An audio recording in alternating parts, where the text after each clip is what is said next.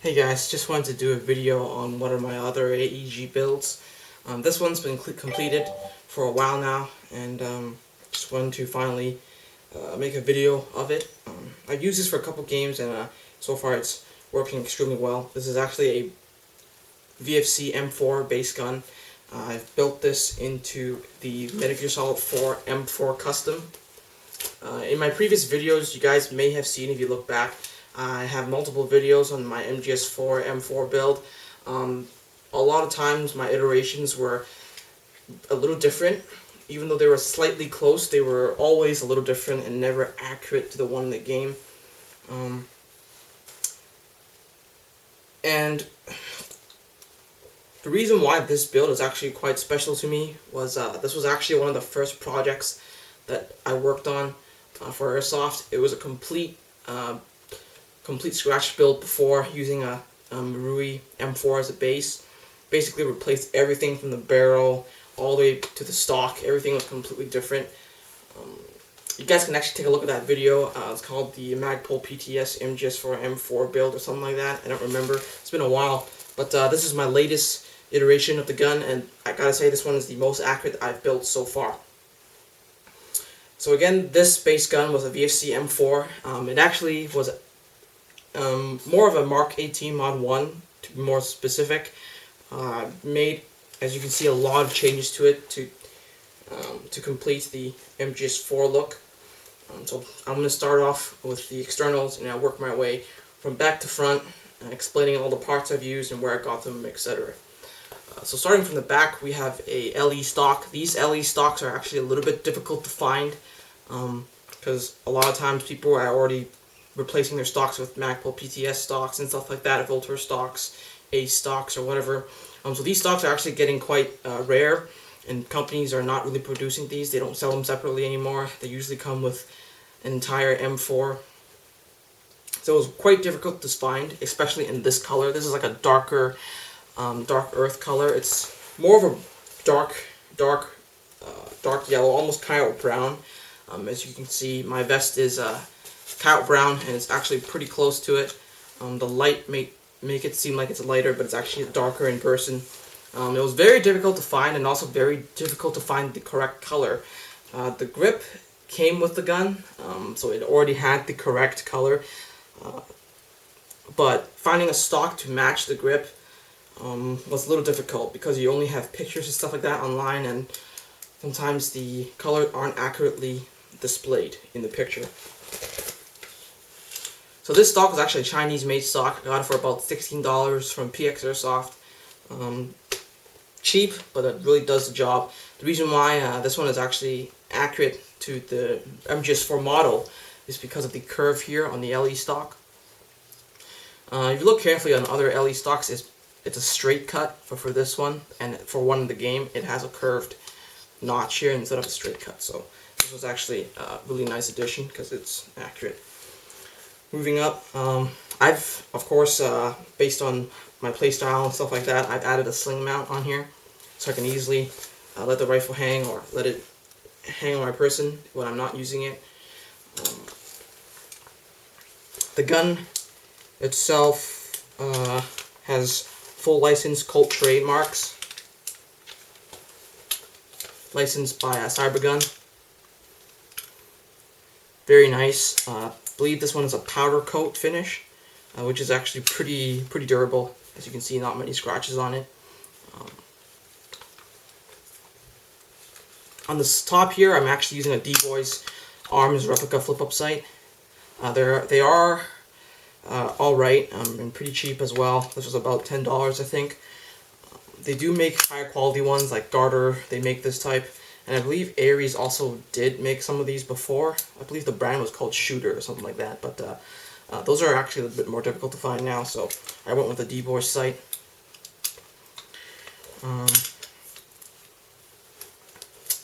The mount for the aim point, this is an aim point M2 by GMP. I've been using these for a long time as well. For this GMP, I've actually added the kill flash on here to protect the lens, as well as reduce the amount of glare from the lens. As you can see, there's barely any. The GMP aim points are actually one of the best. The mount is not accurate to the one in the game. The reason for that was I went through a couple different mounts. The one that came with the aim point was the most correct one with the screw mount, but because of the design, it wasn't very good. It would loosen up over time, and my sight would eventually fall off, which was very annoying. I would also lose zero as well when it loosened, so I didn't like that. And I went with something like this. This was the arms throw lever mount replica made by GMP. Before, I didn't have this riser here. It was just this piece and this lower piece here, and that was actually as close as I wanted it with the mount. But then I found that the mount was actually sitting way too low because I was using a mesh mask, and of course you got to protect your teeth. So I added this riser in between, but then the gun didn't look as accurate and it didn't look as good either. So I got rid of this mount, and now I'm using a King Arms cantilever mount, which is at the right height. Not the accurate mount, but looks, in terms of looks, it actually is pretty good, as you can see. It's not as, obviously not as accurate as the one before, but does the job. Sits a little higher, easier for me to get a better cheek well on it, as well as a better sight picture. Moving up, the rail was actually very important for the build because one of the games specifically uses this rail, and you can really tell the difference, of course, between the standard two-piece Knight's Armament rail and the free float one. This one is made by VFC. I went with VFC basically for most of the build because I liked VFC's build quality. The rail system is hard coat anodized, so you don't have to worry about the paint scratching off. Really, really nice, unless you bang this, of course, on the rock or something, or actually drop it on the gravel, then you'll start to get chips and stuff like that. But in terms of normal scratches, they just rub right off, which is really nice, really durable. And also because the receiver is also VFC, so to match it perfectly with the rail system, I had to get the same brand. As well as the outer barrel, that's also VFC. It's a 14.5-inch VFC steel outer barrel, so it adds a little bit of weight up front. Of course, the gun gets a lot heavier that way, but it's more realistic, as the real M4s do have that issue as well. They are front heavy. The front sight is a PRI flip-up sight made by D-Boys. That was also cheap as well. Also came with a replica gas tube. However, the rail itself prevented me from adding the gas tube because I believe it was missing a hole there for the thing to go through, so I couldn't add the gas tube, unfortunately. So I basically just left it out, and now you can't really tell the difference because you don't really see the inside, but it's completely fine at the moment. The D-Boys front sight was about $10 as well, similar to the rear sight. And then we get to the tricky part. The tricky part was the muzzle and the collar that the gun has in the game. If you guys noticed, in MGS4, Snake uses an NT4 flash hider, which is made by Knight's Armament, but it's not designed to fit over the barrel. It's actually just designed to fit over the flash hider, which was very difficult to do without modifications. So I ended up picking a Mad Bull suppressor that came with this style of flash hider. That comes with a collar, one piece, steel, that fits over the outer barrel, so it allows you to mount the suppressor further into the outer barrel. So as you can see here, this is the suppressor that I'm using, Surefire suppressor, right there. It has a quick detach function. Slide it on, and you lock it in place, and it's not coming off. That's basically how it works. And as you can see, it sits over the outer barrel, which gives that accurate look to the gun. Of course, the suppressor is a little different, as well as the flash hider. The flash hider in the game is actually a Troy Industries flash hider with the sharp points up front. This looks like a standard bird cage.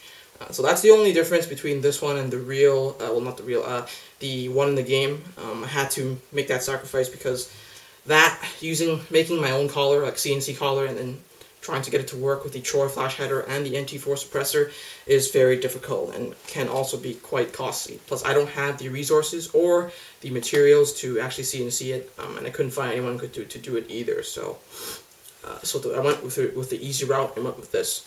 So this is basically my build for the gun. Of course, in the game, Snake does not use PMags. He uses the standard Stanag magazines, which I do want to use. I've already ordered like a new set. I've ordered the Mag 190 round mid-cap magazines. Unfortunately, at the moment, I don't have any of those right now. And also because there's something off-spec about VFC receivers, the new magwells. They're a bit wider. So when you try to fit other Stanag mags in there, it is a little loose. The mag ones, I heard they should be fine, but so far my PMags, they were really loose. They basically wobbled out. If you wobble the magazine enough, it would just fall out. So that was another issue I had. So that's why I have Velcro taped to the inside of the magwell, so that allows the PMag to sit on the gun without falling. So now it's very solid. So that's basically my Metal Gear Solid M4 build. Hope you guys enjoyed this video. I've actually enjoyed building this a lot. Really like this build. The reason why I always go back to this build is because it has that look of a standard M4, but upon closer inspection, it does have a lot of modern features on it, like a free float rail system, flip-up sights, everything that you would ask for on a newer M4.